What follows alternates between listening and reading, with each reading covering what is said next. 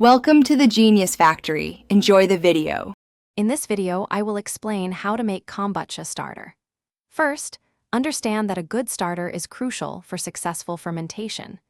It introduces the beneficial bacteria and yeast needed to transform sweet tea into delicious kombucha. We'll begin by gathering just a few simple ingredients and ensuring your brewing environment is clean and ready for the process. Next, let's prepare the sweet tea base. Start by boiling 4 cups of filtered water. Once boiling, remove it from the heat and stir in 1/2 cup of granulated sugar until it's fully dissolved. Then, add 4 black tea bags and let them steep for about 10 minutes. After steeping, remove the tea bags and allow the tea to cool completely to room temperature before proceeding. Now it's time to combine everything. Carefully pour your completely cooled sweet tea into a clean, sterilized glass jar. Then, add 1 cup of unflavored, store-bought kombucha. This store-bought kombucha acts as your initial starter culture.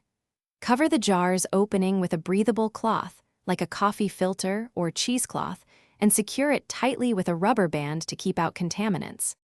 Finally, let's talk about fermentation.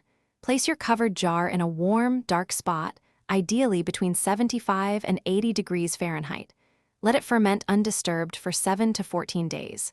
During this time, a new SCOBY, or symbiotic culture of bacteria and yeast, will begin to form on the surface. Your starter is ready when this new SCOBY is about 1/4 of an inch thick. Also, remember to check the description for a link to the Owala water bottle and other great deals to keep you hydrated. Thanks for watching. If you found this helpful, don't forget to like and subscribe.